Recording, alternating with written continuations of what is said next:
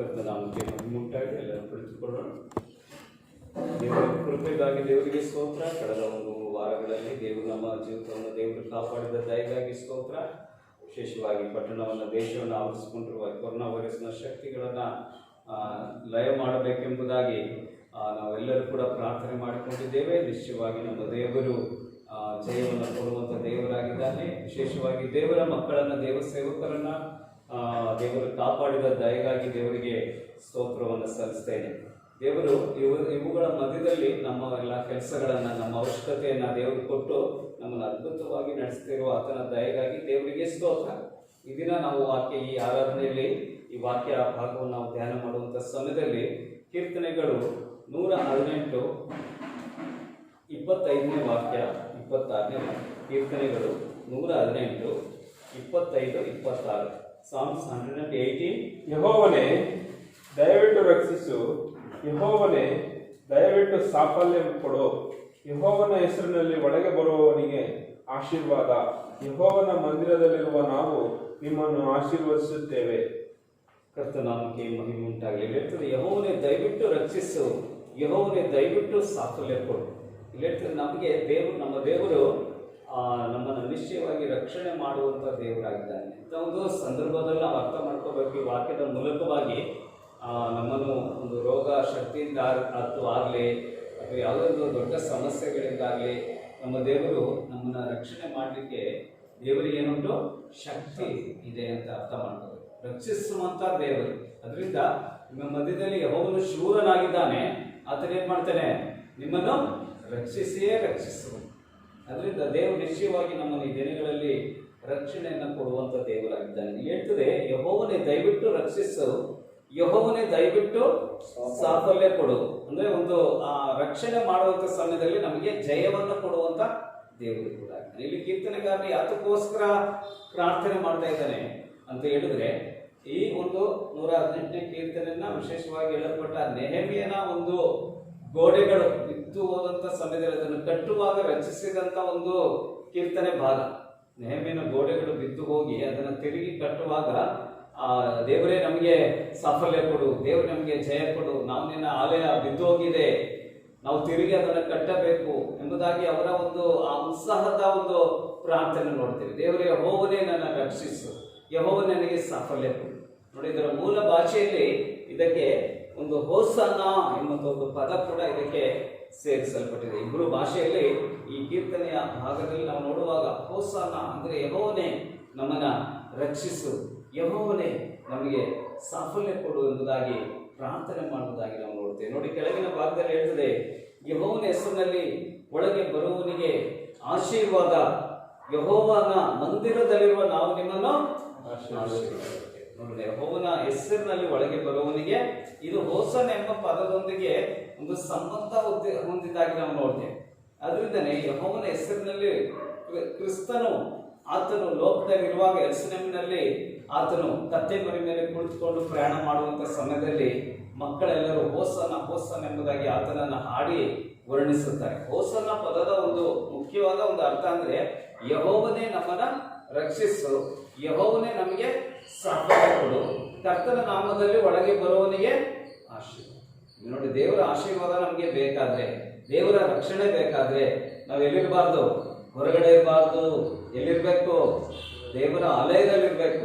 Alleluia. ನೋಡಿ, ಈ ದಿನದಲ್ಲಿ ಆಲಯದಲ್ಲಿ ಬರಕ್ಕೆ ದೊಡ್ಡ ಫೈಟಿಂಗ್. ಅಲ್ಲೇಲೂಯ. ಏನೋ ದೇವ್ರ ಕೃಪೆಯಿಂದ ಬೆಳಗ್ಗೆ ಸಮಯ ದೇವ್ರು ಕೊಟ್ಟಿದ್ದಾರೆ, ಇವತ್ತಾದ್ರೂ ಒಳಗಡೆ ಬನ್ನಿ ಅಂದ್ರೆ ಎಲ್ಲ ಹೊರಗಡೆ ನಿಂತಾರೆ. ಅಲ್ಲೇಲೂಯ. ಅದರಿಂದ ಒಳಗಡೆ ಬಂದಿರೋರೆ ನಿಮ್ಗೆ ಏನ್ ಸುಖ ಸಿಗುತ್ತೆ? ಯೆಹೋವನ ಮಂದಿರದಲ್ಲಿರುವ ಆಶೀರ್ವಾದ ನಿಮಗೆ ಸಿಗುತ್ತೆ. ಅದರಿಂದ ಪ್ರಿಯ ದೇವರ ಮಕ್ಕಳು, ಈ ದಿನ ದೇವಾಲಯದೊಳಗಡೆ ಜನರನ್ನ ಒಳಗಡೆ ಕರ್ಕೊಂಡು ಹೋಗಬಾರ್ದು, ದೇವಾಲಯದ ಬಾಗಿಲನ್ನ ಮುಚ್ಚಬೇಕನ್ನೋದು ಒಂದು ಸೈತನ ಒಂದು ತಂತ್ರ ಆಗಿದೆ. ಆದ್ರೆ ನಾವು ಯಾವಾಗಲೂ ಕೂಡ ಬಯಸಬೇಕು, ಯೆಹೋವನ ಮಂದಿರದಲ್ಲಿ ಉಂಟು ಯೆಹೋವನ ಆಶೀರ್ವಾದ ಇದೆ, ಯೆಹೋವನ ಒಂದು ಸೌಭಾಗ್ಯಗಳಿದೆ, ಯೆಹೋವನ ಒಂದು ಕೃಪೆ ಇರ್ತದೆ. ದೇವರ ಆಲಯದಲ್ಲಿ ನಿನ್ನ ಸನ್ನಿಧಿಯಲ್ಲಿ ಪರಿಪೂರ್ಣ ಸಂತೋಷ ಇದೆ ಎಂಬುದಾಗಿ ನಾವು ನೋಡ್ತೇವೆ. ಅದರಿಂದ ದೇವರ ಸನ್ನಿಧಾನಕ್ಕೆ ನಾನು ಹೇಗಾದ್ರೂ ಹೋಗ್ಬೇಕು ಎಂಬ ಒಂದು ಆಸೆ ನಮ್ಮ ಹೃದಯದಲ್ಲಿ ಈ ದಿನಗಳಲ್ಲಿ ಕಾಣಲ್ಪಡುತ್ತೆ. ನೋಡಿ, ಆ ಒಂದು ಪಾಲ್ ಕಡಂಬವನ್ ನಿಮ್ಮ ಒಂದು ಸ್ಟೋರಿಯಲ್ಲಿ ಕೇಳಿದ್ದೀರ. ಅವನೇನ್ ಮಾಡ್ತೀರಪ್ಪ, ಹಿಂದೂ ವ್ಯಕ್ತಿ, ಅವನು ಕತ್ತಿನಲ್ಲಿ ರುದ್ರಾಕ್ಷಿ ಹಾಕೊಂಡಿದ್ದಾನೆ, ಹಣೆಯಲ್ಲಿ ನಾಮವನ್ನು ಬಳಕೊಂಡಿದ್ದಾನೆ. ಆದರೆ ಅವನು ಒಂದು ದಿನ ಕ್ರೈಸ್ತರು ಹೇಗೆ ಆರಾಧನೆ ಮಾಡ್ತಾರೆ ನೋಡ್ಬೇಕಂತ ಹೇಳಿ ಅವನೇನ್ ಮಾಡ್ತಾನೆ, ಆ ಓಲೆ ಶೆಡ್ ಅಲ್ಲಿ ಹಿಂದ್ಗಡೆ ಬಂದು ನೋಡ್ತಾ ಇದ್ದ ಹೇಗೆ ಆರಾಧನೆ ಮಾಡ್ತಾರೆ ಅಂತ. ಅದರಿಂದ ಆ ಸಮಯದಲ್ಲಿ ಬೋಧಕರು ಗೊತ್ತಿಲ್ಲ, ಅವನು ಒಳಗಡೆಯಿಂದ ಕಿಂಡಿಯಲ್ಲಿ ನೋಡ್ತಾ ಇರುವಂತ ಕಾರ್ಯ. ಆಗ ಬೋಧಕರು ಹೇಳ್ತಾರೆ, ಈ ವಾಕ್ಯವನ್ನೇ ಅವರು ಹೇಳ್ತಾರೆ ವಾಕ್ಯದಲ್ಲಿ, ಯೆಹೋವನ ಹೆಸರಿನಲ್ಲಿ ಒಳಗೆ ಬರುವವನಿಗೆ ಆಶೀರ್ವಾದ, ಯೆಹೋವನ ಮಂದಿರದಲ್ಲಿರುವ ನಾವು ನಿಮ್ಮನ್ನು ಆಶೀರ್ವದಿಸಿ. ಈ ವಾಕ್ಯ ಏನಾಯ್ತು, ಅವನ ಹೃದಯವನ್ನು ಮುಟ್ಟಿತು ಪ್ರಿಯವಾದ. ಅದರಿಂದ ಆ ಸಮಯದಲ್ಲಿ ಆ ರುದ್ರಾಕ್ಷಿಯನ್ನು ಅವನು ತೆಗೆದು ಎಸೆತಾನೆ, ಆ ಬಟ್ಟೆಯನ್ನ ಅಳಿಸ್ಬಿಡ್ತಾನೆ. ಓ, ನಾನು ಯೆಹೋವನ ನಾನು ಆರಾಧನೆ ಮಾಡ್ತೀನಿ. ನಾನು ಇದುವರೆಗೂ ನನ್ನ ಮತಗಳು ನನಗೆ ರಕ್ಷಣೆ ಕೊಡಲಿಕ್ಕೆ ಸಾಧ್ಯವಿಲ್ಲ, ನನ್ನ ಸಂಪ್ರದಾಯಗಳು ನನಗೆ ರಕ್ಷಣೆ ಕೊಡಲಿಕ್ಕೆ ಸಾಧ್ಯವಿಲ್ಲ. ಯೆಹೋವನು ಹೇಳ್ತಾ ಇದ್ದಾನೆ, ನಾನು ನಿನ್ನನ್ನು ರಕ್ಷಿಸುವೆನು, ನಿನಗೆ ಸಾಫಲ್ಯ ಕೊಡುವೆನು, ನೀನು ಒಳಗೆ ಬಾ, ನಾನು ನಿನ್ನನ್ನು ಆಶೀರ್ವಾದ ಮಾಡ್ತೀನಿ. ಪ್ರಿಯ ದೇವರ ಮಕ್ಕಳೇ, ನಾವು ದೇವರನ್ನ ಬಿಟ್ಟು, ದೇವರನ್ನ ಆರಾಧನೆ ಮಾಡುವಂಥ ಅನುಭವಗಳನ್ನು ಬಿಟ್ಟು, ದೇವರನ್ನ ಸ್ತುತಿಸುವ ಅನುಭವಗಳನ್ನ ಬಿಟ್ಟು, ದೇವರ ವಾಕ್ಯ ಓದುವಂಥ ಅನುಭವಗಳನ್ನು ಬಿಟ್ಟು ನಾವು ಹೊರಗಡೆ ನಿಂತಿದ್ದರೆ ಈ ಒಂದು ಮುಂಜಾನೆಯಲ್ಲಿ ದೇವರು ನಮ್ಮನ್ನ ಒಳಗೆ ಬಾ, ಹತ್ತಿರ ಬಾ, ನನ್ನಿಂದ ಆಶೀರ್ವಾದ ಮಾಡ್ತೀನಿ. ಅದಕ್ಕೆ ದೇವರು ಕದಗಳ ಬಾಗಿಲುಗಳನ್ನು ಏನ್ ಮಾಡ್ತಾ ಇದ್ರೆ ದೇವರಿಗೆ ಆಸೆ ಉಂಟು ಒಳಗೆ ಬರಬೇಕು. ಅಲ್ಲೇಲೂಯ್ಯ. ನೋಡಿ, ಅವರು ಲವೋದಿಕೀಯ ಸಭೆಯವರು ಏನ್ ಮಾಡಿದ್ರು, ಯೇಸುವನ್ನ ಹೊರಗಡೆ ನಿಲ್ಲಿಸ್ಬಿಟ್ಟು ಲಾಕ್ ಮಾಡ್ಕೊಂಡ್ಬಿಟ್ಟು, ಒಳಗಡೆಯಿಂದ ಲಾಕ್ ಮಾಡ್ಕೊಂಡು. ಅಲ್ಲೆಲ್ಲೂ ಯೇಸುಗೆ ಒಂದು ವೇಳೆ ಡೋರ್ ಓಪನ್ ಆಗಿದ್ರೆ, ಲಾಕ್ ಓಪನ್ ಆಗಿದ್ರೆ ಯೇಸು ಒಳಗಡೆ ಬಂದ್ಬಿಡ್ತಾ ಇದ್ರು. ಅವ್ರನ್ನ ಎಚ್ಚರಿಸ್ತಾ ಇದ್ರು, ಅವ್ರನ್ನ ಸರಿಪಡಿಸ್ತಾ ಇದ್ರು, ಅವರ ಕೆಟ್ಟ ಸ್ವಭಾವವನ್ನು ತೆಗೆದಾಕ್ತಾ ಇದ್ರು, ಅವ್ರನ್ನ ಆಶೀರ್ವಾದ ಮಾಡ್ತಾ ಇದ್ರು. ಆದ್ರೆ ಇವತ್ತೇನಾಗ್ಬಿಟ್ಟಿದೆ, ಲಾಕ್ ಕ್ಲೋಸ್ ಆಗ್ತೈತೆ, ಡೋರ್ ಲಾಕ್ ಒಳಗಡೆಯಿಂದ ಮಾಡ್ಕೊಂಡ್ಬಿಟ್ಟಿದೆ. ನೋಡಿ, ಅಮೆರಿಕ ದೇಶ ಕೂಡ ಕ್ರಿಸ್ತನ ಸುವಾರ್ತೆಗೆ ಡೋರ್ ಲಾಕ್ ಮಾಡ್ಕೊಂಡ್ಬಿಟ್ಟೈತೆ. ಇವತ್ತು ಎಲ್ಲೆಲ್ಲಿ ನೋಡಿದ್ರು ರಸ್ತೆಗಳಲ್ಲೆಲ್ಲ ಕುಡಿತಾ ಇದ್ದಾರೆ. ಇವತ್ತು ಒಂದೊಂದು ದೇಶಗಳು ಕೂಡ ಯೇಸುನ ಹೊರಗಡೆ ಹಾಕ್ಬಿಟ್ಟೈತೆ.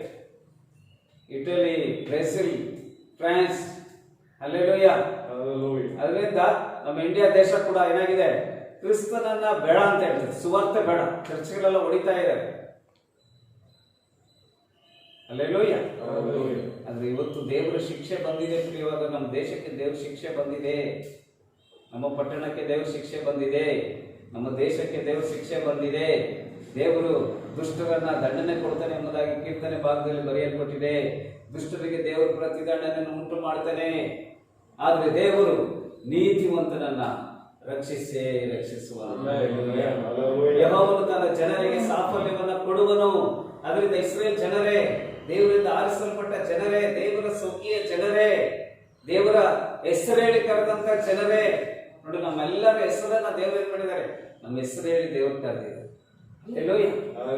ನಮ್ಮ ಹೆಸರನ್ನ ಯಾರು ಹೇಳಕ್ಕಾಗಲ್ಲ. ಅಲ್ಲೇಲೂಯ. ಯಾರು ಹೇಳಕ್ಕಾಗುತ್ತೆ ನಮ್ಮ ಹೆಸರು? ಅಲ್ಲೇಲೂಯ. ಚಿಕ್ಕ ಮಕ್ಕಳು ನಮ್ಮ ಹೆಸರು ಹೇಳಕ್ಕಾಗಲ್ಲ. ಅಲ್ಲೇಲೂಯ.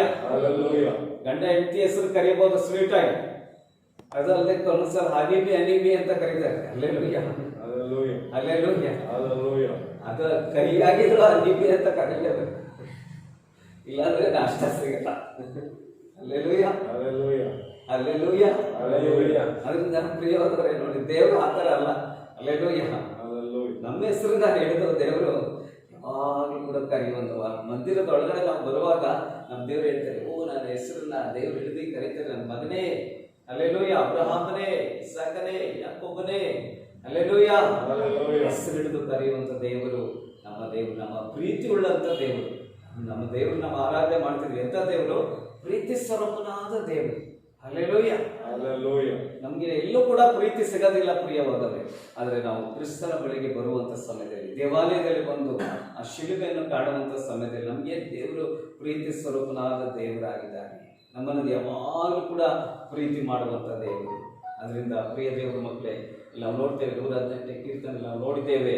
ಯೆಹೋವನು ನಿನಗೆ, ಈ ದಿನ ನಾವು ಅರ್ಥ ಮಾಡಿಕೊಳ್ಳೋಣ, ಯೆಹೋವನು ನಮ್ಮ ಜೀವನದಲ್ಲಿ ರಕ್ಷಣೆಯನ್ನು ಕೊಡುವಂತ ದೇವರಾಗಿದ್ದಾನೆ, ಸಾಫಲ್ಯವನ್ನು ಕೊಡುವಂತ ದೇವರಾಗಿದ್ದಾನೆ. ಇಂಥ ಒಂದು ನಿರೀಕ್ಷೆ ನಮ್ಮಲ್ಲಿ ಏನ್ ಮಾಡಬೇಕು? ಕಾಣಲ್ಪಡಬೇಕು. ಅದು ಮಾತ್ರ ಅಲ್ಲ, ಮತ್ತಾಯ 21:4 ವಾಕ್ಯದಲ್ಲಿ ಹೋಸನ್ನ ಎಂಬ ಪದದ ಮತ್ತೊಂದು ಅರ್ಥ ಕೂಡ ಬರೆಯಲ್ಪಟ್ಟಿದೆ. ಮತ್ತಾಯ 21:4. ಪ್ರವಾದಿಯ ಮುಖಾಂತರ ಹೇಳಿದ ಮಾತು ನೆರವೇರುವಂತೆ ಇದು ಆಯಿತು. ಆ ಮಾತು ಏನೆಂದರೆ, ಚೀಯೋನಗಳಿಗೆ, ನೋಡು, ನಿನ್ನ ಅರಸನಿಂದ ಬಳಿಗೆ ಬರುತ್ತಾನೆ, ಆತನು ಶಾಂತ ಗುಣವುಳ್ಳವನಾಗಿಯೂ ಕತ್ತಿಯನ್ನು ಹೌದು ಪ್ರಾಯದ ಕತ್ತಿಯನ್ನು ಹತ್ತಿದವನಾಗಿ ಬರುತ್ತಾನೆಂದು ಹೇಳಿದೆ ಎಂದು.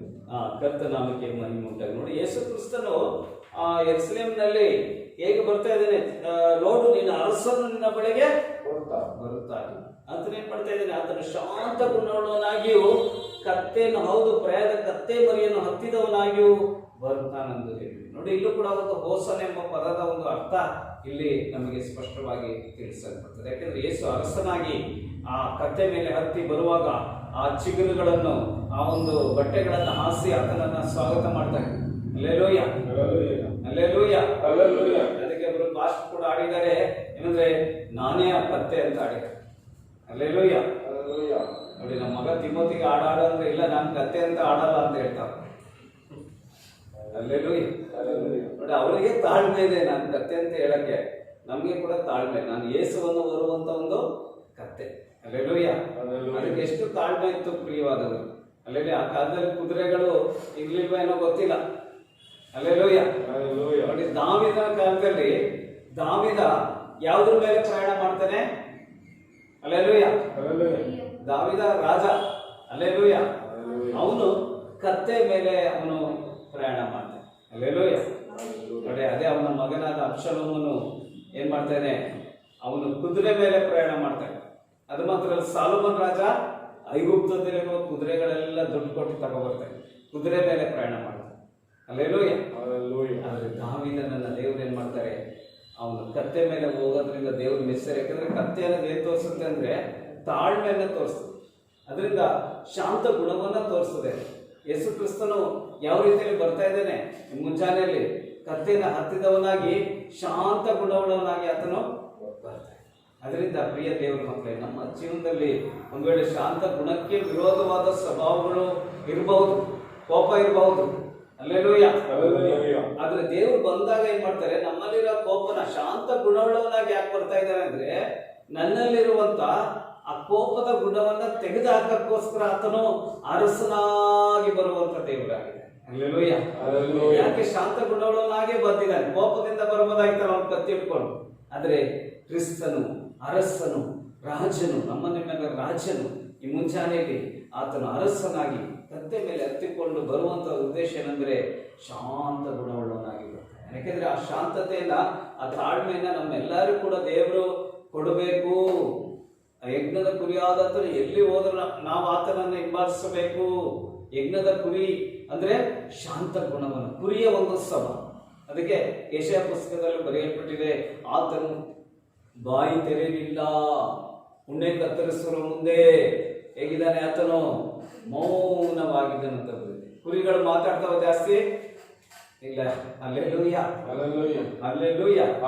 ಅದರಿಂದ ನಾವು ಕೂಡ ಏನಂದ್ರೆ ದೇವರ ಚಿತ್ತಕ್ಕೆ ವಿರೋಧವಾಗಿ ನಾವು ಮಾತಾಡಬಾರ್ದು, ದೇವರ ಒಂದು ನಡೆಸುವಿಕೆಗೆ ವಿರೋಧವಾಗಿ ನಾವು ಮಾತಾಡಬಾರ್ದು, ದೇವರ ಸೇವಕರಿಗೆ ವಿರೋಧವಾಗಿ ನಾವು ಮಾತಾಡಬಾರ್ದು. ಅಲ್ಲೇಲೂಯ. ಯಾರು ದೇವರ ಸೇವಕರಿಗೆ ವಿರೋಧವಾಗಿ ಮಾತಾಡಿದ್ದು? ಯಾರು? ಅಲ್ಲೇಲೂಯ. ಸ್ವಲ್ಪ ಡಿಫ್ರೆಂಟ್ ಆಗಿ ಕೂಗ್ತಾ ಇದ್ದೀನಿ, ಯಾರು ಮಿಸ್ಅಂಡರ್ಸ್ಟ್ಯಾಂಡಿಂಗ್ ಮಾಡ್ಕೋಬೇಡಿ. ಅಲ್ಲೇಲೂಯ. ಯಾಕೆಂದ್ರೆ ಮೈಕ್ ಇಲ್ಲ. ಅಲ್ಲೇಲೂಯ. ಯಾರು ಯಾರು ಮೋಶೆಗೆ ವಿರೋಧವಾಗಿ ಮಾತಾಡಿದ್ದು? ಮಿರ್ಯಾಮಳು. ನೋಡಿ, ಅವಳು ಸ್ವಂತ ಅಕ್ಕನೇ, ಅವಳು ಬಹಳ ಇಂಟೆಲಿಜೆಂಟ್ ನೋಡಕ್ ಹೋದ್ರೆ ಮಿರ್ಯಾಮಳು. ಯಾಕೆಂದ್ರೆ ಮೋಶೆ ಅವನ ಆ ಒಂದು ಆಪಿನ ಒಂದು ಬಾಕ್ಸ್ ಮಾಡಿ ಅದರಲ್ಲಿ ಹಾಕ್ತಾಗ ಅವಳು ಆ ಫರೋಹನ ಕುಮಾರ್ತಿಗೆ ಓಡಿ ಹೋಗಿ ಹೇಳ್ತಾಳೆ, ಈ ಮಗುವನ್ನು ಸಾಕೋದಕ್ಕೆ ಒಂದು ಸ್ತ್ರೀಯನ್ನ ಗೊತ್ತು ಮಾಡಲು ಎಂಬುದಾಗಿ. ಯಾಕಂದ್ರೆ ಅವ್ರ ತಾಯಿಗೆ ಡ್ಯೂಟಿ ಕೊಡಕ್ಕೆ ಅವಳು ಏನ್ ಮಾಡಿದಾಳೆ, ಅಲ್ಲಿ ಓಡಿ ಬಂದಿದ್ದಾಳೆ. ಆದ್ರೆ ಫರೋಹನ ಕುಮಾರ್ತಿ ಏನ್ ಮಾಡಿದಾಳೆ, ಆ ಮಗು ಅಳುವ ಕೂಸು, ಯಾಕಂದ್ರೆ ಅವಳಿಗೆ ಮಕ್ಕಳು ಇರ್ಲಿಲ್ಲ. ಅಲ್ಲೇಲೂಯ.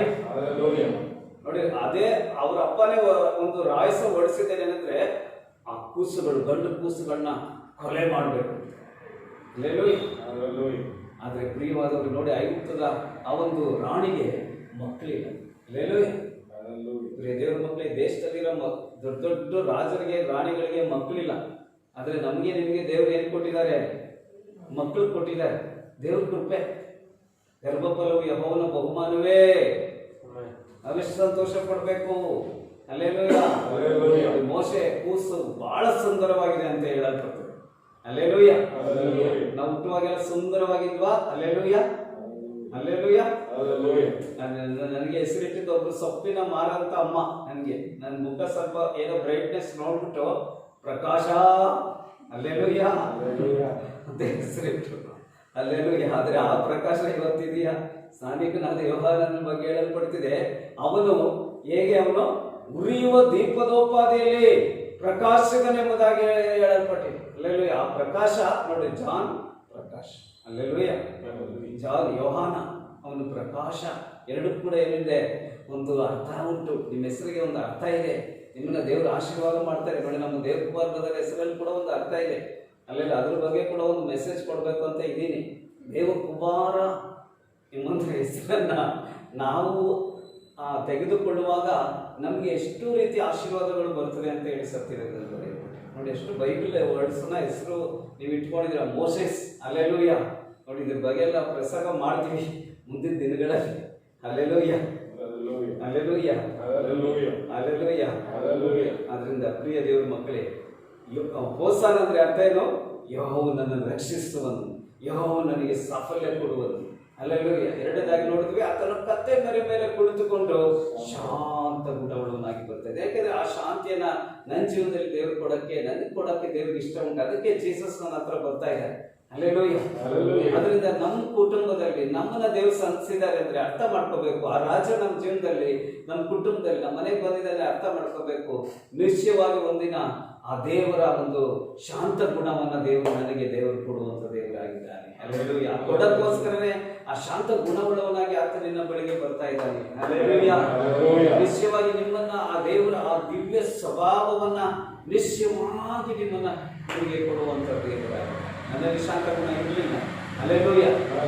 ನಾನು ಹುಟ್ಟುವಾಗ ದ್ರೋಹಿಯಾಗಿ ನಾನು ಹುಟ್ಟಿದೆ. ನಾನು ತಾಯಿ ಗರ್ಭದಲ್ಲಿ ಹುಟ್ಟುವಾಗ ನಾನು ಹೇಗೆ ಹುಟ್ಟಿದೆ? ಪಾಪಿಯಾಗಿ ಹುಟ್ಟಿದೆ. ಹಲ್ಲೆಲೂಯಾ. ಈ ದಿನ ಜೀಸಸ್ ನನ್ನ ಹತ್ರ ಬರುವಾಗ ಆತನಲ್ಲಿರುವ ಶಾಂತ ಗುಣ, ಆತನಲ್ಲಿರುವ ಪರಿಶುದ್ಧತೆ ಎಲ್ಲ ನನಗೆ ಅಲಂಕಾರ ಮಾಡೋಕ್ಕೋಸ್ಕರ ಆತನ ಅರಸನಾಗಿ ನಮ್ಮ ಬಳಿಗೆ ಬರ್ತಾ ಇದೆ.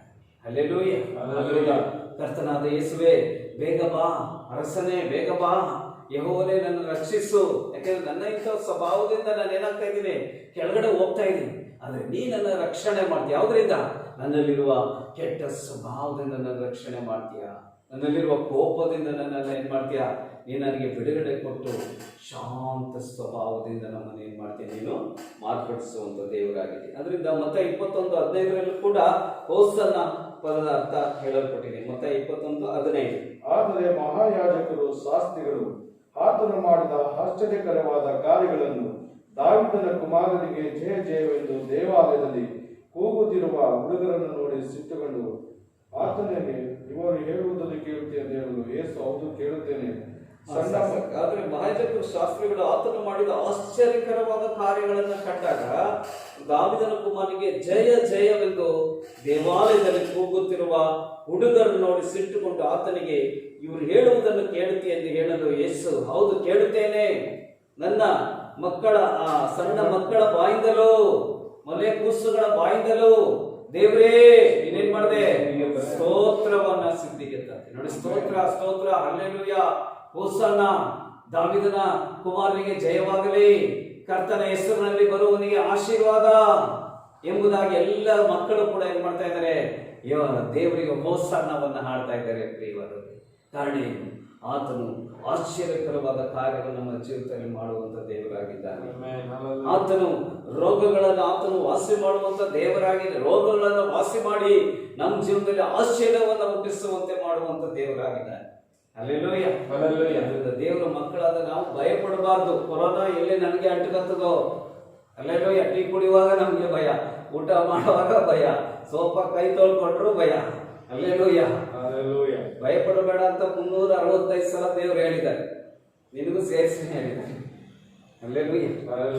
ಜುಲೈ ತಿಂಗಳ 4ನೇ ದಿನದಲ್ಲಿ ನಾವು ಇರ್ತೇವೆ ಪ್ರಿಯವಾದವರೇ. ಹಲ್ಲೆಲೂಯಾ. ದೇವರು ಹೇಳಿದ ಮಾತನ್ನ ಮಾತ್ರ ವಿಶ್ವಾಸ ಇಡಬೇಕು. ಸೈತಾನ ಹೇಳಿದ ನಾವು ನಂಬಾರ್ದು. ಸೈತಾನ ಕನ್ಫ್ಯೂಷನ್ ಮಾಡ್ತಾನೆ. ನೀನು ದೇವರ ಕುಮಾರನಾಗಿದೀಯಾ, ನೀನು ಕೆಳಕ್ಕೆ ಧುಮುಕು, ದೇವ್ರು ನಿನ್ನ ಕಾಪಾಡ್ತಾನ. ಹಲ್ಲೆಲೂಯಾ. ದೇವರಿನ ರೋಗಗಳಿಂದ ಬಿಡಿಸ್ತಾನ. ಕನ್ಫ್ಯೂಷನ್ ಅಂತ ಉಂಟು ಮಾಡ್ತಾನೆ. ಆದ್ರೆ ನಿನ್ನಲ್ಲಿ ವಿಶ್ವಾಸ ಇರಲಿ, ನನ್ನ ಬಳಿಗೆ ಯಾವುದೇ ಒಂದು ರೋಗದ ಶಕ್ತಿ ಬರಕ್ ಸಾಧ್ಯ ಇಲ್ಲ. ಯಾಕೆಂದ್ರೆ ಕರ್ತನನ್ನು ರಕ್ಷಿಸುವನು. ಆಮೆನ್. ಯೆಹೋವ ನನಗೆ ಸಾಫಲ್ಯವನ್ನು ಕೊಡುವನು. ಹಲ್ಲೆಲೂಯಾ. ಯೆಹೋವನ ಮಂದಿರದಲ್ಲಿರುವ ಹಲ್ಲೆಲೂಯಾ ಆತನ ಜನರೇ, ಯೆಹೋವನ ಆಶೀರ್ವದಿಸಲ್ಪಟ್ಟ ಜನರು ನೀವು. ಹಲ್ಲೆಲೂಯಾ. ಬೇರೆ ಜನರ ರೀತಿ ಅಲ್ಲ. ಹಲ್ಲೆಲೂಯಾ. ಬೇರೆ ಜನಾಂಗವಲ್ಲ ನೀವು. ಹಲ್ಲೆಲೂಯಾ. ದೇವರ ಸ್ವಕೀಯ ಪ್ರಜೆಗಳು, ಯೆಹೋವನ ವಿಮೋಚಿಸಿದ ಪ್ರಜೆಗಳು. ಹಲ್ಲೆಲೂಯಾ. ಆದ್ದರಿಂದ ನಿಮಗೆ ನಿಶ್ಚಯವಿರಲಿ, ನಿಮ್ಮ ಕುಟುಂಬವನ್ನು ಯೆಹೋವನು ಈ ಒಂದು ಕಷ್ಟ ಕಾಲದಿಂದ ರಕ್ಷಿಸುವಂತ ದೇವರಾಗಿದ್ದಾನೆ. ನಿಮ್ಮ ರಕ್ತ ಸಂಬಂಧಿಗಳನ್ನು ದೇವರು ರಕ್ಷಿಸುವಂತ ದೇವರಾಗಿದ್ದಾನೆ. ಹಲ್ಲೆಲೂಯಾ. ಹಲ್ಲೆಲೂಯಾ. ಅದರಿಂದ ನಾವು ಭಯಪಡುವುದು, ನಮ್ಮ ಮಕ್ಕಳ ವಿಷಯದಲ್ಲಿ ನಾವು ಭಯಪಡುವುದು ಬೇಕಾಗಿಲ್ಲ ಪ್ರಿಯವಾದವರೇ. ಯೆಹೋವನು ಆಶ್ಚರ್ಯವನ್ನು ಹುಟ್ಟಿಸಿದಾಗ ಏನಾಯ್ತು? ಎಲ್ಲರ ಬಾಯಿಗೆ ಹೋಸನ್ನ ಕಂಡಲ್ಪಡ್ತು. ಹಾಗೆ ನಾವು ನೋಡ್ತೇವೆ ಮತ್ತೆ 21:9 ಕೂಡ ನಾವು ನೋಡ್ತೇವೆ ಆ ಒಂದು ಹೋಸನ್ನ. ಆತನ ಹಿಂದೆಯೂ ಮುಂದೆಯೂ ಗುಂಪಾಗಿ ಹೋಗುತ್ತಿದ್ದ ಜನರು ದಾವೀದ ಕುಮಾರನಿಗೆ ಜಯ, ಕರ್ತನ ಹೆಸರಿನಲ್ಲಿ ಬರುವವರಿಗೆ ಆಶೀರ್ವಾದ, ಮೇಲನ ಲೋಕಗಳಲ್ಲಿ ಜಯ ಎಂದು ಅಬ್ಬಡಿಸಿದರು. ಕರ್ತನ ನಾಮದಲ್ಲಿ ಬರುವನು ಯಾರು? ಅವನೇ ಕ್ರಿಸ್ತನು. ಅವನಿಗೆ ಮೆಸ್ಸಿಯ ಎಂಬುದಾಗಿ ಕರೆಯಲಾಗಿದೆ. ನೋಡಿ, ಮೆಸ್ಸಿಯನನ್ನ ಅಂದ್ರೆ ನಮಗೆ ಬರಬೇಕಾದ ಒಬ್ಬ ಪ್ರವಾದಿ, ಬರಬೇಕಾದ ಕ್ರಿಸ್ತನು.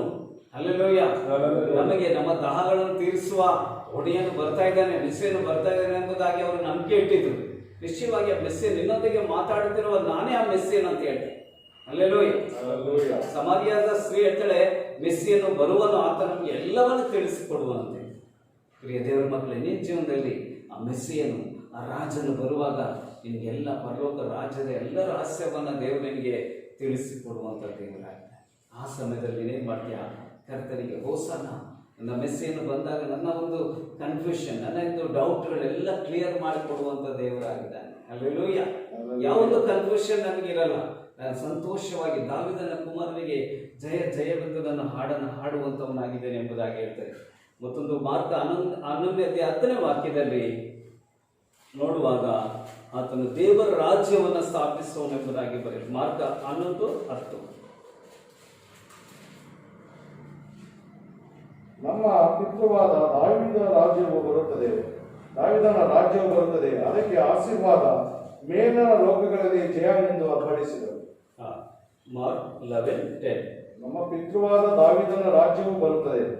ತರುವಾಯ ಯೇಸು ಯೆರೂಸಲೇಮನ್ನು ಸೇರಿ ದೇವಾಲಯಕ್ಕೆ ಹೋಗಿ ಸುತ್ತಲೂ ಎಲ್ಲ ನೋಡಿಕೊಂಡು ಅಷ್ಟರಲ್ಲಿ ಸಂಜೆ ಆಗುವುದರಿಂದ 12 ಮಂದಿ ಶಿಷ್ಯರನ್ನು ಕರಕೊಂಡು ಬೆತ್ತನಕ್ಕೆ ಹೊರಟು ಹೋದನು. ಓಕೆ, ಜಯ. ಕರ್ತನ ಹೆಸರಿನಲ್ಲಿ ಬರುವನಿಗೆ ಆಶೀರ್ವಾದ, ನಮ್ಮ ಪಿತೃವಾದ ದಾವೀದನ ರಾಜ್ಯವು ಬರುತ್ತದೆ, ಅದಕ್ಕೆ ಆಶೀರ್ವಾದ, ಮೇಲಣ ಲೋಕಗಳಲ್ಲಿ ಜಯ ಎಂದು ಆರ್ಪಡಿಸಿದೆ. ಹೇಳ್ತದೆ ಆ ದಾವೀದನ ಒಂದು ರಾಜ್ಯ ಬರುತ್ತದೆ ಎಂಬುದಾಗಿ. ಈ ಒಂದು ಸಂದರ್ಭದಲ್ಲೂ ಕೂಡ ಆ ಹೋಸನ ಅಥವಾ ಕರ್ತನ ಹೆಸರಿನಲ್ಲಿ ಬರುವನಿಗೆ ಆಶೀರ್ವಾದ ಎಂಬಂತ ಪದವನ್ನಲ್ಲಿ ಬಳಸಲಾಗಿತ್ತು. ಏನಂದ್ರೆ, ನಮ್ಮ ಕರ್ತನ ಹೆಸರಿನಲ್ಲಿ ಬರುವನಿಗೆ ಆಶೀರ್ವಾದ, ನಮ್ಮ ಪಿತೃವಾದ ದಾವೀದನ ರಾಜ್ಯವು ಬರುತ್ತದೆ, ಅದಕ್ಕೆ ಆಶೀರ್ವಾದ. ನೋಡು, ಆತನ ಅರಸನಾಗಿ ಯಾಕೆ ಬರ್ತಾ ಇದ್ದಾನೆ?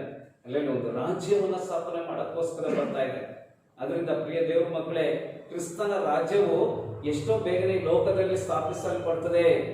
ಹಲ್ಲೆಲೂಯಾ. ಕ್ರಿಸ್ತನಿಗೋಸ್ಕರ ನಾವು ಜೀವಿಸ್ತಾ ನಾವು ಕ್ರಿಸ್ತನಲ್ಲೇ ಇರುವುದಾದ್ರೆ ಏನಾಗ್ತದೆ? ನಮ್ಮ ಅರಸನು ಬರುವಂತವನಾಗಿ. ಆತನು ಬರುವಾಗ ಏನ್ ಮಾಡ್ತಾನೆ ಅಂದ್ರೆ, ಭೂಮಿಯಲ್ಲಿ 1000 ವರ್ಷ ಆಳ್ವಿಕೆಯನ್ನು ಆತನು ಪ್ರಾರಂಭ ಮಾಡ್ತಾನೆ. ಅಂದ್ರೆ ಈ ಭೂಮಿಯಲ್ಲ, ಇದೆಲ್ಲ ಬೆಂಕಿಯಿಂದ ಸುಟ್ಟೋಗ್ಬಿಟ್ಟಿರುತ್ತೆ. ಅವಾಗ ದೇವ್ರು ಏನ್ ಮಾಡ್ತಾರೆ? ಆಶೀರ್ವಾದ ಮಾಡಿ ಒಂದು ಹೊಸ ಭೂಮಿ, ಹೊಸ ಆಕಾಶ ಅನ್ನ ದೇವರು ಉಂಟು ಮಾಡ್ತಾರೆ. ಹಾಗೇನಾಗುತ್ತೆ? ಆ ಭೂಮಿಯನ್ನು ನೂತನಪಡಿಸ್ತದೆ. ಎಲ್ಲ ಫಲ ಕೊಡುವಂತ ಒಂದು ಭೂಮಿಯನ್ನು ನಾವು ಆ ದಿನಗಳಲ್ಲಿ ಕಾಣಲಿಕ್ಕೆ ಸಾಧ್ಯ ಇರ್ತದೆ. ಶಾಪ ಆ ಭೂಮಿಯಲ್ಲಿ ಇರುತ್ತೆ. ದೇವರ ಕೃಪೆ ಮತ್ತು ಆಶೀರ್ವಾದ ಭೂಮಿಯ 1000 ವರ್ಷ ಆಳ್ವಿಕೆಯಲ್ಲಿ ಭೂಮಿಯಲ್ಲಿ ಇರುತ್ತದೆ. ಎಲ್ಲ ಮರಗಳು ಬೇಕಾದಷ್ಟು ಫಲಗಳನ್ನು ಕೊಡ್ತದೆ, ಮತ್ತೆ ಅದು ಯಥೇಚ್ಛವಾಗಿ ಫಲಗಳನ್ನು ಕೊಡ್ತದೆ. ನಾವು ತಿನ್ಲಿಕ್ಕಾಗಲ್ಲ ಅಷ್ಟೊಂದು ಹಣ್ಣುಗಳ ಫಲಗಳನ್ನ ಕೊಡ್ತದೆ. ಮತ್ತೆ ಅಲ್ಲಿ ಏನಿರಲ್ಲ, ಅಲ್ಲಿ ಯಾವುದೇ ಒಂದು ಕ್ರೂರತನ ಇರೋದಂತ ಒಂದು ಸ್ಥಳವಾಗಿರ್ತದೆ. ಅಲ್ಲಿ ಪ್ರಾಣಿಗಳು ಏನ್ ಮಾಡೋದಿಲ್ಲ, ಮನುಷ್ಯರನ್ನ ತಿನ್ನಲ್ಲ. ಮಕ್ಕಳು ಪ್ರಾಣಿಗಳ ಜೊತೆ ಆಟ ಆಡ್ತಾರೆ, ಸಿಂಹದ ಜೊತೆ ಆಟ ಆಡ್ತಾರೆ, ಕರಡಿ ಜೊತೆ ಆಟ ಆಡ್ತಾರೆ. ಅಲ್ಲಿ ಈಗ ಆಟ ಆಡೋಕೆ ಹೋಗ್ಬೇಡಿ. ಈಗ ಆಟ ಆಡಿದ್ರೆ ಸ್ವಲ್ಪ ಕಷ್ಟ ಇದೆ. ಯಾಕೆಂದ್ರೆ ಇನ್ನೂ ಕ್ರಿಸ್ತನ ರಾಜ್ಯ ಪರಿಪೂರ್ಣವಾಗಿ ಸ್ಥಾಪನೆ ಆಗ್ಲಿಲ್ಲ. ಈಗ ನಮ್ಮಲ್ಲಿ ಕ್ರಿಸ್ತನ ರಾಜ್ಯ ನಮ್ಮ ಹೃದಯದಲ್ಲಿ ಸ್ಥಾಪಿಸಲ್ಪಟ್ಟಿದೆ. ಆದ್ರೆ ಇಡೀ ಲೋಕದಲ್ಲಿ ಸೈತಾನ ಒಂದು ರಾಜ್ಯ ಈಗ ನಡೀತಾ ಇದೆ. ಕತ್ತಲೆಯ ಒಂದು ರಾಜ್ಯ ನಡೀತಿದೆ. ಅಂತ್ಯಕ್ರಿಸ್ತನ ಆಳ್ವಿಕೆ ಈಗ ನಡೆಯಲಿಕ್ಕೆ ಹೋಗುತ್ತೆ. ಅಲ್ಲೆಲ್ಲೂ ಯೇಸು ಕ್ರಿಸ್ತನು ಬಂದೇ ಹೋದ್ಮೇಲೆ ಸಭೆನ ಏನ್ ಮಾಡ್ತಾರೆ, ರಾಪ್ಚರ್ ಮಾಡ್ತಾರೆ, ಮೇಲೆ ಎತ್ತಲ್ಪಡ್ತದೆ. ಆಗ 7 ವರ್ಷಗಳು ನಾವು ಒಂದು ಕೋಣೆಗಳಲ್ಲಿ ಅಡಗಿಕೊಂಡಿರ್ತೇವೆ. ಆಗ ದೇವರ ಕೋಪದ ದಿನಗಳು ಭೂಮಿಯಲ್ಲಿ ಪ್ರಾರಂಭ. ಆಗ ದೇವರು ಏನ್ ಮಾಡ್ತಾರೆ, ಆ ಯೆರೂಸಲೇಮಿನ ಮೇಲೆ, ಇಸ್ರೇಲ್ ಮೇಲೆ ಎಲ್ಲಾ ದೇಶಗಳು ಯುದ್ಧ ಮಾಡಕ್ ಹೋಗ್ತಾರೆ. ಆ ಸಮಯದಲ್ಲಿ ಏನಾಗ್ತದೆ ಅಂದ್ರೆ, ಆ ಒಲಿವ ಬೆಟ್ಟದಲ್ಲಿ ಆತನ ಪಾದಗಳು ಬರ್ತದೆ ಅಂತ ಬರ್ತದೆ. ಯೇಸು ಕ್ರಿಸ್ತನು ರಾಜನಾಗಿ ಕುದುರೆ ಮೇಲೆ ಒಲಿವ ಬೆಟ್ಟದಲ್ಲಿ ಬರ್ತಾನೆ. ಇಸ್ರೇಲ್ ಜನದ ಮೇಲೆ ಯುದ್ಧಕ್ಕೆ 3ನೇ ಮಹಾಯುದ್ಧ. ಅಲ್ಲೆಲ್ಲೂಯ್ಯ, ಅವಾಗಲೇ ನಡೆಯೋದು. ಈ ಕೊರೋನಾ ಯುದ್ಧ 3ನೇ ಮಹಾಯುದ್ಧ ಅಂತ ಬೈಬಲಲ್ಲಿ ಬರ್ದಿಲ್ಲ. 3ನೇ ಮಹಾಯುದ್ಧ ನಡೆಯೋದು ಯೇಸು ಕ್ರಿಸ್ತನು ಬರುವಾಗ ನಡೆಯುವಂತ ರಹಸ್ಯ ಬರೋಣದ ಸಮಯದಲ್ಲಿ ಭೂಮಿಯಲ್ಲಿ ಆ ಮಹಾಯುದ್ಧ ನಡೀತದೆ. ಯಾಕೆಂದ್ರೆ ಆ ಒಂದು ದುಷ್ಟನು ಆಕಾಶದಿಂದ ತಳ್ಳಲ್ಪಡ್ತಾನೆ, ಸೈತಾನ. ಅವಾಗ ಅಂತ್ಯಕ್ರಿಸ್ತನಾಗಿ ಅವನು ಬದಲಾವಣೆ ಮಾಡ್ತಾನೆ. ಅದರಿಂದ ಈ ವಿಷಯಗಳೆಲ್ಲ ಬೇರೆ ಬೇರೆ ಟಾಪಿಕ್ ಆಗಿರೋದ್ರಿಂದ ಈ ಮುಂಜಾನೆ ನಾವು ಕಲಿಯುವಂಥ ವಿಷಯ ಏನಂದ್ರೆ, ಹೋಸನ್ನ ಎಂಬಂತ ಒಂದು ಪದದ ಅರ್ಥ. ಅದರ ಅರ್ಥ ಏನಂದ್ರೆ, ಯೆಹೋವ ನಮಗೆ ರಕ್ಷಿಸುವನು, ಯೆಹೋವ ನನಗೆ ಸಾಫಲ್ಯವನ್ನ ಕೊಡುವನು. ಆತನ ಮಂದಿರದಲ್ಲಿರುವ ನಾವು ಏನ್ ಮಾಡ್ತೇವೆ, ನಾವು ಓದಿ 118ನೇ ಕೀರ್ತನೆ 25. ಯೆಹೋವನ ಹೆಸರಿನಲ್ಲಿ ಒಳಗೆ ಬರುವವರಿಗೆ ಆಶೀರ್ವಾದ. ಯೆಹೋವನ ಮಂದಿರದಲ್ಲಿರುವ ನಾವು ನಿಮ್ಮನ್ನು ಆಶೀರ್ವದಿಸುತ್ತೇವೆ.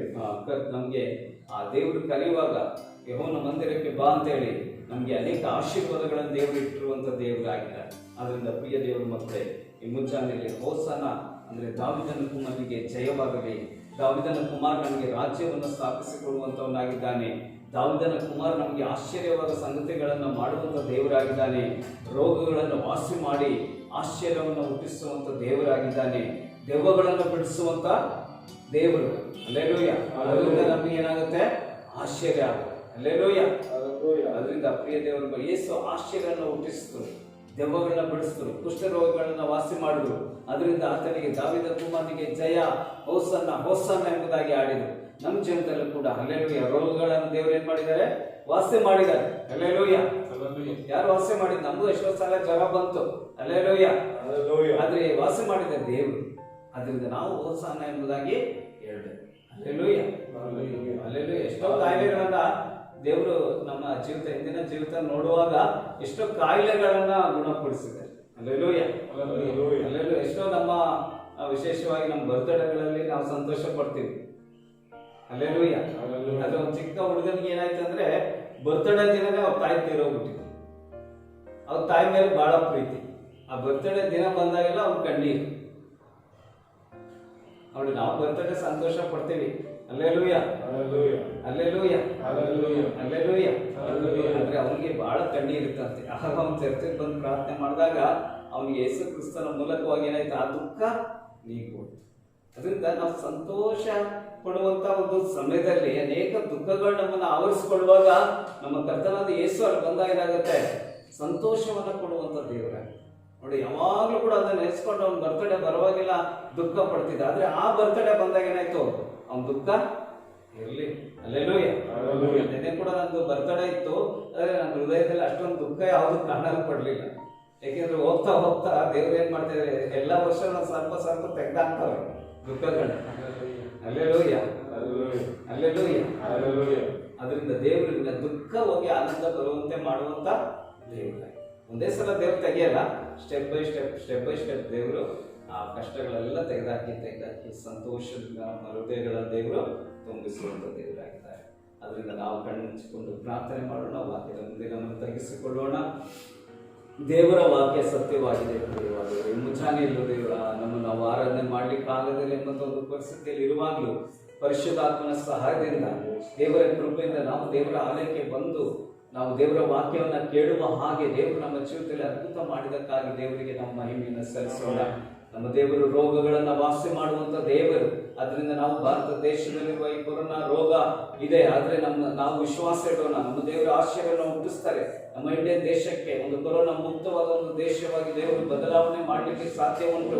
ಈ ಪಟ್ಟಣವನ್ನು ಕೂಡ ಕೊರೋನಾ ಇಲ್ಲದಂತ ಒಳ್ಳೆ ಒಂದು ಆರೋಗ್ಯವುಳ್ಳ ಒಂದು ದೇಶವಾಗಿ ದೇವರು ಈ ನೆಲವನ್ನು ಮುಟ್ಲಿಕ್ಕಾಗಿ ನಾವು ಪ್ರಾರ್ಥನೆ ಮಾಡೋಣ. ದೇವರು ನಮ್ಮ ಜೀವಿತದಲ್ಲಿ ಯಾವುದೇ ಒಂದು ತಪ್ಪುಗಳು, ಬಲಹೀನತೆಗಳು, ಪಾಪಗಳು ಇರುವುದಾದರೂ ಅದನ್ನ ಕ್ಷಮಿಸುತ್ತಂತೆ ತಗ್ಗಿಸಿಕೊಂಡು ನಿನ್ನ ಪಾದಕ್ಕೆ ಬರ್ತೇವಪ್ಪ. ದೇವರೇ ನೀನು ರಕ್ಷಣೆ ಕೊಡು, ದೇವರೇ ಸಾಫಲ್ಯನ ಕೊಡು ಸ್ವಾಮಿ. ಎಷ್ಟೋ ಜನರು ಪ್ರಯತ್ನ ಮಾಡ್ತಾ ಇದ್ದಾರೆ ಸ್ವಾಮಿ, ಈ ರೋಗವನ್ನು ವಾಸಿ ಮಾಡಬೇಕೆಂಬುದಾಗಿ ಒಂದು ಔಷಧವನ್ನ ಕಂಡಿಡ್ತಾ ಇದ್ದಾರೆ ದೇವರೇ. ಅನೇಕ ವಿಧವಾದ ಹಾಸ್ಪಿಟಲ್ಗಳಲ್ಲಿ ಆ ಕರ್ತನೆ ಅಪ್ಪ ಕಷ್ಟಪಡ್ತಾ ಇರುವ ಜನರ ಮಧ್ಯದಲ್ಲಿ ಸೇವೆ ಮಾಡ್ತಾ ಇದ್ದಾರೆ ತಂದೆ. ಅವರಿಗೂ ಕೂಡ ದೇವರೇ ನೆರವಾಗು, ಅವರಿಗೂ ಕೂಡ ಒಂದು ವಿಶ್ವಾಸನ ಕೊಡು ಸ್ವಾಮಿ. ದುರ್ಮರಣಗಳು ದೇಶದಲ್ಲಿ ಉಂಟಾಗಬಾರದು ಸ್ವಾಮಿ.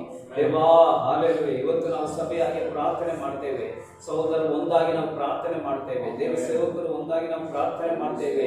ಯೆಹೋವನೇ ಇಲ್ಲಿಯ ದೇಶಕ್ಕೆ ಅಪ್ಪ ನೀನು ಸಾಫಲ್ಯವನ್ನು ಕೊಡು, ರಕ್ಷಣೆಯನ್ನು ಕೊಡು. ಈ ರಕ್ಷಣೆಯನ್ನು ಕೊಡ್ತೀಯಪ್ಪ, ನಿನ್ನಿಂದಲೇ ರಕ್ಷಣೆ ಬರ್ತದೆ ಸ್ವಾಮಿ. ನಾನು ನಿನ್ನ ರಕ್ಷಿಸುವೆನು ಅಂತ ಹೇಳಿದ್ಯಪ್ಪ. ನೀನು ಶೂರನಾದ ದೇವರಪ್ಪ, ನೀನು ಯಾಕೆ ಮೌನವಾಗಿದೆ ಸ್ವಾಮಿ? ನೀನು ಯಾಕೆ ನಿನ್ನ ಭುಜಬಲವನ್ನ ಪ್ರಯೋಗ ಮಾಡದೆ ಇದ್ದೇ ಸ್ವಾಮಿ? ದೇವರೇ, ಯೆಹೋವನ ಭುಜಬಲವು ಮಹತ್ ಕಾರ್ಯಗಳನ್ನು ನಡೆಸ್ತದೆ ಅಂತ ಬರೆದಿದ್ದೀವಿ ಸ್ವಾಮಿ. ದೇವರೇ, ಈ ದೇಶದ ಮೇಲೆ, ಪಟ್ಟಣದ ಮೇಲೆ ದೇವರೇ, ಅನೇಕ ಜನರು ದೇವರೇ ಅಪ್ಪ ರೋಗದ ಬಂಧನಗಳಿಂದ ಇರುವಂತ ಜನರ ಮೇಲೆ ಇನ್ನು ಹೋಸನ್ನ ಎಂಬಂತ ಪದದ ಅರ್ಥದ ಮೂಲಕವಾಗಿ ದಾವೀದನಿಗೆ ಕುಮಾರನಿಗೆ ಜಯವಾಗಲಿ ಎಂದು ನಾವು ಹಾಡಬೇಕು ಸ್ವಾಮಿ. ಚಿಕ್ಕ ಮಕ್ಕಳು ಕೂಡ ಇಂದಿನ ದೇವರೇ ನಿನ್ನನ್ನು ಆರಾಧನೆ ಮಾಡಲಿಕ್ಕಾಗದೆ, ಸ್ತೋತ್ರವನ್ನು ಮಾಡಲಿಕ್ಕಾಗದೆ ಮನೆಯಲ್ಲಿ ಇರುವಂತಹ ಒಂದು ಪರಿಸ್ಥಿತಿಯಲ್ಲಿ ದೇವರೇ, ದಾವೀದನ ಕುಮಾರನಿಗೆ ಜಯ. ಸಣ್ಣ ಮಕ್ಕಳ ಬಾಯಿಂದಲೂ ಮಲೆ ಕೂಸುಗಳ ಬಾಯಿಂದಲೂ ಸ್ತೋತ್ರವನ್ನು ಸಿದ್ಧಿಗೆ ತಂದಿಯಪ್ಪ ದೇವರೇ. ಈ ದಿನ ಮಕ್ಕಳು ಕೂಡ ನಿನ್ನನ್ನು ಆರಾಧನೆ ಮಾಡ್ಲಿಕ್ಕೆ ಆಗ್ತಾ ಇಲ್ಲ ಸ್ವಾಮಿ. ನೀನು ಅರಸನಾಗಿ ಬಾ ಸ್ವಾಮಿ, ನೀ ರಕ್ಷಣೆ ಮಾಡುವ ದೇವರು. ದೇವರೇ, ನೀನು ಹೇಳಿದೆಯಪ್ಪ, ನಾನು ನಿನ್ನ ರಕ್ಷಣೆ ಮಾಡುವೆನೆಂಬುದಾಗಿ. ನಿನ್ನ ಮಕ್ಕಳ ಜೀವಿತದಲ್ಲಿ, ನಮ್ಮ ಕುಟುಂಬದಲ್ಲಿ ಅದನ್ನು ನಾವು ಅನುಭವಿಸಿ ಸಂತೋಷ ಪಡುವಂತೆ ಮಾಡು ಸ್ವಾಮಿ. ದೇವರೇ, ಈ ಒಂದು ಕಾರಣದಿಂದ ಅನೇಕರು ದೇವಾಲಯಕ್ಕೆ ಬಾರದೆ ಇರುವಂತ ಸಮಯದಲ್ಲಿ ನೀನು ಅವರನ್ನ ಕರ್ತನ ಆಲಯಕ್ಕೆ ನೀನು ಬರುವುದಾದರೆ ನಾನು ನಿನ್ನನ್ನು ಆಶೀರ್ವಾದ ಮಾಡುತ್ತೇನೆ. ಒಳಗೆ ಬರುವವನಿಗೆ ಆಶೀರ್ವಾದ ಎಂಬುದಾಗಿ ಹೇಳ್ತೀಯಪ್ಪ ದೇವರೇ. ಆಲಯದ ಒಳಗೆ ಬಂದು ನಾವು ಆರಾಧನೆ ಮಾಡಲು ಎಲ್ಲ ಅನುಕೂಲಗಳನ್ನು ಮಾಡಿಕೊಡು. ಮುಂಚಾನೆಯಲ್ಲಿ ಕರ್ತನೆ ಈ ಒಂದು ಆರಾಧನೆಗೆ ಬಂದಂತ ಎಲ್ಲ ಪ್ರೀತಿಯ ಮಕ್ಕಳನ್ನ ನಿನ್ನೆ ಕರ್ತನ ಹೆಸರಿನಲ್ಲಿ ಆಶೀರ್ವಾದ ಮಾಡ್ತೇನೆ. ವಾಕ್ಯಗಳ ಮಕ್ಕಳನ್ನ ಸಂಧಿಸಿದೆಯಪ್ಪ, ಅದಕ್ಕಾಗಿ ಸ್ತೋತ್ರ ದೇವರೇ. ಸ್ತೋತ್ರ. ಆಶ್ಚರ್ಯಕರವಾದ ಕಾರ್ಯವನ್ನು ನಮ್ಮ ಜೀವಿತದಲ್ಲಿ ಹುಟ್ಟಿಸ್ತೀಯಪ್ಪ, ಅದಕ್ಕಾಗಿ ನಿನಗೆ ಸ್ತೋತ್ರ. ರೋಗದ ಶಕ್ತಿಗಳನ್ನು ಲಯ ಮಾಡಿದಕ್ಕಾಗಿ ಸ್ತೋತ್ರಪ್ಪ. ನಿನ್ನ ಪವಿತ್ರಾತ್ಮನ ಶಕ್ತಿಯಿಂದ ನಮ್ಮನ್ನು ಇನ್ನೂ ಹೆಚ್ಚಾಗಿ ತುಂಬಿಸು ಸ್ವಾಮಿ. ಧೈರ್ಯ ಕೊಡು ಸ್ವಾಮಿ. ಕೆಲಸಕ್ಕೆ ಹೋಗುವಾಗಲೂ ಬರುವಾಗಲೂ ನಿನಗೆ ಶುಭ ಉಂಟಾಗುವುದು ಅಂತ ಹೇಳಿದೆಯ ಸ್ವಾಮಿ. ಭಯದಿಂದ ನಾವು ಹೋಗಿ ಕೆಲಸ ಮಾಡಬಾರ್ದು ತಂದೆ. ನಿನ್ನ ಕೃಪೆ ನಿನ್ನ ಮಕ್ಕಳನ್ನ ದೇವರೇ ಆವರಿಸಿಕೊಳ್ಳಲಿ ಸ್ವಾಮಿ. ಹೀಗೆ ನಾವು ಆರಾಧನೆ ಮಾಡಲು ನಮಗೆ ಸಹಾಯ ಮಾಡಿಕೊಡು, ಸಾಫಲ್ಯ ಮಾಡಿಕೊಡು, ಕೃಪೆ ಕೊಡು ಸ್ವಾಮಿ. ಪ್ರಾರ್ಥನೆ ಕೇಳಿ ಅದ್ಭುತ ಮಾಡಿದಕ್ಕಾಗಿ ಸ್ತೋತ್ರ. ಕೃಪೆ ಕೊಟ್ಟಿದ್ದಕ್ಕಾಗಿ ಸ್ತೋತ್ರ. ಜಯ ಕೊಟ್ಟಿದ್ದಕ್ಕಾಗಿ ಸ್ತೋತ್ರ. ಅವಶ್ಯಕತೆಗಳನ್ನು ಕೊಟ್ಟಿದ್ದಕ್ಕಾಗಿ ಸ್ತೋತ್ರ. ಆಹಾರ ಕೊಟ್ಟಿದ್ದಕ್ಕಾಗಿ ಸ್ತೋತ್ರ. ಫೈನಾನ್ಷಿಯಲ್ ಬ್ಲೆಸ್ಸಿಂಗ್ ಕೊಟ್ಟಿದ್ದಕ್ಕಾಗಿ ಸ್ತೋತ್ರ. ಈ ಕೆಟ್ಟ ಲೋಕದಲ್ಲಿ ದೇವರೇ ನಮ್ಮನ್ನು ನಿನ್ನ ರೆಕ್ಕೆ ಮರೆಬಿಟ್ಟು ಕಾಪಾಡುತ್ತಾ ಬರುತ್ತಾ ಇರುವ ನಿನ್ನ ದಯಗಾಗಿ ಸ್ತೋತ್ರ. ಇದೆಷ್ಟು ಕಾಲ ನಾವು ಭೂಮಿ ಮೇಲೆ ಬದುಕಬೇಕಾಗಿ ಬಂದಾಗಲೂ ಕ್ರಿಸ್ತನಿಗೆ ನಾವು ಸಾಕ್ಷಿಗಳಾಗಿ ನಿಂತು ದೇವರೇ ನಿನ್ನ ಹೆಸರನ್ನು ಪ್ರಖ್ಯಾತಿಪಡಿಸುವ ಮಕ್ಕಳಾಗಿ ನಿನ್ನ ನಾಮವು ಎಷ್ಟೋ ಮಹಿಮೆ ಉಳ್ಳದೆಂಬುದಾಗಿ ಕೀರ್ತನೆಯಲ್ಲಿ ಓದಿದ ಹಾಗೆ ದೇವರೇ ನಿನ್ನ ಮಹಿಮೆಯುಳ್ಳ ನಾಮವನ್ನು ನಾವು ಘನಪಡಿಸುವರಾಗಿ ಕಾಣಲ್ಪಡಲು ಸಹಾಯ ಮಾಡು. ನಿನ್ನ ಜನರನ್ನು ಕರುಣಿಸು ಸ್ವಾಮಿ, ಆಶೀರ್ವದಿಸು ಸ್ವಾಮಿ, ಬಿಡುಗಡೆ ಕೊಡು ಸ್ವಾಮಿ. ಯೇಸುವಿನ ನಾಮದಲ್ಲಿ ಬೇಡಿದ್ದೇವೆ ತಂದೆ, ಆಮೆನ್. ನಮ್ಮ ಕರ್ತನಾದ ಯೇಸು ಕ್ರಿಸ್ತನ ಕೃಪೆಯು, ದೇವರ ಪ್ರೀತಿಯು, ಪವಿತ್ರಾತ್ಮನ ಅನ್ಯೋನ್ಯತೆ ಈಗಲೇ ಯಾವಾಗಲೂ ನಿಮ್ಮೆಲ್ಲರೊಂದಿಗೂ ನೆಲೆಗೊಂಡಿರಲಿ. Amen. Hallelujah, hallelujah, hallelujah, hallelujah.